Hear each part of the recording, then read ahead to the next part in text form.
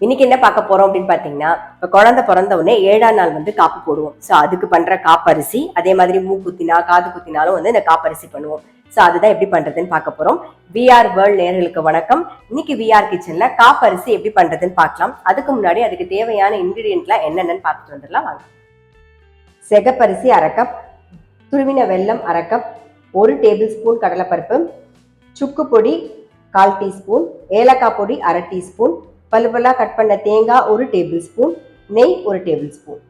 இப்போ காப்பரிசி பண்றதுக்கு தேவையான பொருளா என்னென்னு பார்த்தாச்சு. இப்போ எப்படி பண்றதுன்னா பார்க்க போறோம். நான் வந்து இன்னைக்கு வந்து செகப்பரிசி யூஸ் பண்றேன். செகப்பரிசியில பண்ணா ரொம்பவே நல்லா இருக்கும். அப்படி இல்லை அப்படின்னா டக்குன்னு பண்ணி பார்க்கணும்னு நினைச்சீங்கன்னா நீங்க வந்து நார்மல் பச்சரிசியில கூட பண்ணலாம். இது எப்படின்னா ஃபர்ஸ்ட் வந்து செகப்பரிசியை வந்து நல்லா அதாவது எந்த அளவு எடுத்துக்கலீங்க. இப்போ 1 கப் எடுத்துக்கிட்டீங்கன்னா 1 கப் வெல்லம், இதுதான் அதோட அளவு. அந்த 1 கப்பு செகப்பரிசியை நல்லா வாஷ் பண்ணிட்டு ஒரு 1/4 மணி நேரம் ஊற வச்சு நல்லா துணியில உணர்த்திடுங்க. துணியில உணர்த்திங்க கை பிடிச்சி அப்படி விடுவோம் இல்லையா? ஸோ அந்த பதத்துக்கு வரணும். தண்ணி எல்லாம் ட்ரெயின் ஆயிருக்கணும். ஸோ அதுவும் அதே மாதிரி காய வச்சு ரெடியா வச்சுக்கோங்க. கடலைப்பருப்பு நல்லா ஒரு கப்புக்கு வந்து நீங்க ஒரு 2 டேபிள் ஸ்பூன் அந்த மாதிரி எடுத்துக்கலாம். ஒரு 2 டேபிள் ஸ்பூன் கடலைப்பருப்பையும் அதே மாதிரி வாஷ் பண்ணி அதையும் தண்ணியெல்லாம் ட்ரைன் பண்ணி எடுத்து வச்சுக்கோங்க. இதை நம்ம வறுத்துட்டு தான் பண்ண போறோம். இப்போ செகப்பரிசியும் அதே மாதிரி தான். நீங்க பச்சரிசி எடுத்துக்கிறதா இருந்தாலுமே பச்சரிசிக்கும் இதே அளவு தான். 1 கப் அரிசிக்கு 1 கப் வெல்லம், இதுதான் அளவு. அதுவும் அதே மாதிரி நல்லா வாஷ் பண்ணிட்டு ஒரு 15 நிமிஷம் ஊற வச்சுட்டு தண்ணியெல்லாம் வடிய விட்டு ட்ரெயின் பண்ணிட்டு அதுக்கப்புறமா தான் வறுக்கணும். இப்ப வறுக்கிறது எப்படின்னு பாத்தீங்கன்னா, நம்ம வந்து கஞ்சி மாவுக்கு அந்த அரிசி பொரி அரிசி வறுப்போம் தெரியுமா? அந்த மாதிரி இப்ப அரிசியை நம்ம வறுத்துக்க போறோம்.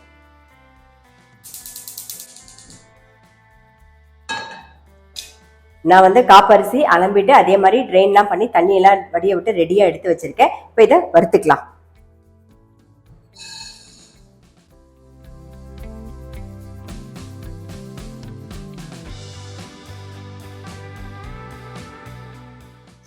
பாருங்க, அடுப்பை வந்து மீடியம் ஃப்ளேம்ல வச்சுட்டு அரிசியை வந்து நல்லா பொறுமையா வறுத்துக்கோங்க. தீஞ்சிராம பாத்துக்கோங்க, அவ்வளவுதான்.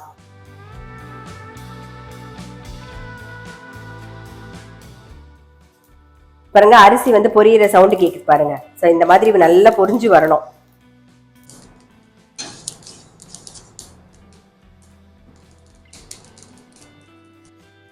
பாருங்க, அரிசி நல்லா பொரி அரிசி மாதிரி வறுபட்டு இருக்கு. இது செகப்பா இருக்கிறதுனால டக்குன்னு உங்களால கண்டுபிடிக்க முடியாது. அந்த பொரிஞ்சு வருது பாத்தீங்களா? சோ அந்த சமயத்துல கைவிடாம 1 நிமிஷம் நல்லா அப்படியே கலரிட்டே இருங்க. அதுக்கப்புறம் ஆஃப் பண்ணிட்டீங்கன்னா கரெக்ட் ஆயிடும். பாருங்க, கரெக்டான பதமா இருக்கு. இதை மாத்திடலாம். இப்போ நெக்ஸ்ட் என்ன பண்ண போறோம்னா, கடலைப்பருப்பு வந்து வறுத்துக்க போறோம் நம்ம. அதுவும் அதே மாதிரி நான் சொன்ன மாதிரி நல்லா வாஷ் பண்ணிட்டு ஒரு 15 நிமிஷம் ஊற வச்சு தண்ணியெல்லாம் வடிய விட்டுட்டு அதுக்கப்புறம் வந்து வறுக்க ஆரம்பிங்க. இதே மாதிரி ட்ரையா வறுத்துட்டாலே போதும்.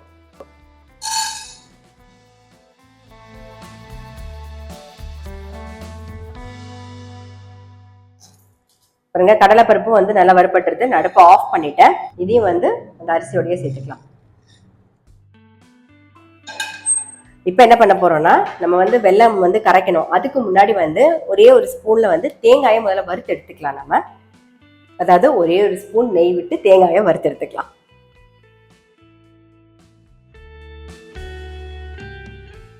தேங்காய் இந்த மாதிரி பல்லுப்பெல்லாம் கட் பண்ணி வச்சிருக்கேன். ஸோ அதை சேர்த்துக்கிறேன்.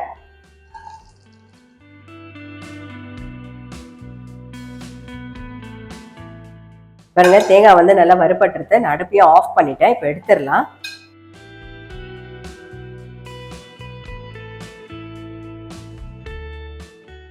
இப்போ இதுலேயே கொஞ்சம் நெய் இருக்கு. ஸோ அது இருக்கட்டும். நம்ம வந்து வெள்ளத்தை வந்து கரைச்சிக்கலாம். இந்த வெள்ளத்தில் வந்து கல் மண் இல்லை அப்படிங்கிறதுனால நான் அப்படியே கரைச்சிட்டு வந்து பாகு பதம், அதாவது பாகு வந்து டங்கு பதம் எடுக்க போறோம் நம்ம. ஸோ இதில் வந்து ஒரு 1/2 கப்பு வெல்லம். நான் இன்னைக்கு 1/2 கப்பு செகப்பரிசி தான் எடுத்துக்கிட்டேன். அதனால 1/2 கப்பு வெல்லம். நான் சொன்ன மாதிரி 1 கப்பு அரிசிக்கு 1 கப்பு வெல்லம். அதாவது எந்த அளவு அரிசி எடுத்துக்கிறீங்களோ அதே அளவு வெல்லம் எடுத்துக்கணும். செகப்பரிசி இல்லை அப்படின்னா நீங்க பச்சரிசி கூட யூஸ் பண்ணிக்கலாம். கொஞ்சமா தண்ணி விட்டுக்கலாம்.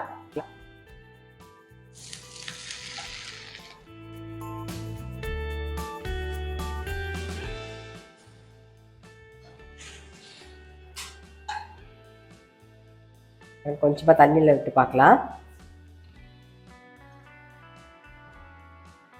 பார்க்குறீங்களா? இது வந்து தக்காளி பதத்துக்கு வந்திருக்கும். சரிதா? தக்காளி பதத்துக்கு இருக்கும். நமக்கு வந்து டங்கு பதம் வரணும். இப்போ வந்திருக்கு இல்லையா தக்காளி பதம்? இது வந்து அதிரசம் பண்ணோம்னா அதுக்கு யூஸ் பண்ணலாம் இந்த தக்காளி பதம். ஒவ்வொரு பதமும் ஒவ்வொன்றுத்துக்கு யூஸ் பண்ணுறது. இப்போ வந்து டங்கு பதம் வந்துட்டான்னு பார்த்துருவோம். சீக்கிரம் வந்துடும்.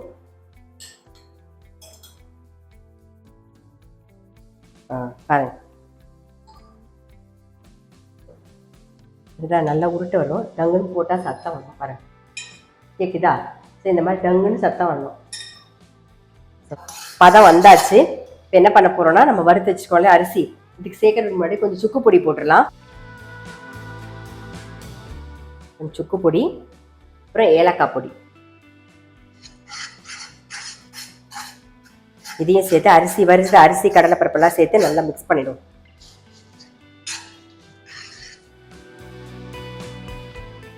சேர்ந்தாப்புல இருக்க மாதிரி இருக்கும், ஆனா கொஞ்ச நேரத்துல வந்து நல்லா உதிரு உதிர ஆயிடும். பாருங்க, கொஞ்ச நேரம் ஆற ஆற உதிரு உதிர ஆயிடும்.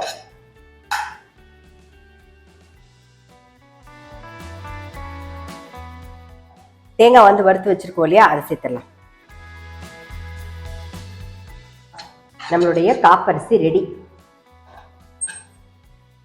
கொஞ்சம் ஆறட்டும். நம்மளுடைய காப்பரிசி ரெடி. நல்லா ஆற ஆற உதிர்ந்து வந்துடும் நமக்கு. இதுல வந்து நான் கடலைப்பருப்பு சேர்த்திருக்கேன். சில பேர் வந்து பொட்டுக்கடலை சேர்ப்பாங்க, வறுத்துட்டு பொட்டுக்கடலை போடலாம். இல்லை சில பேர் எள்ளு கூட சேர்ப்பாங்க.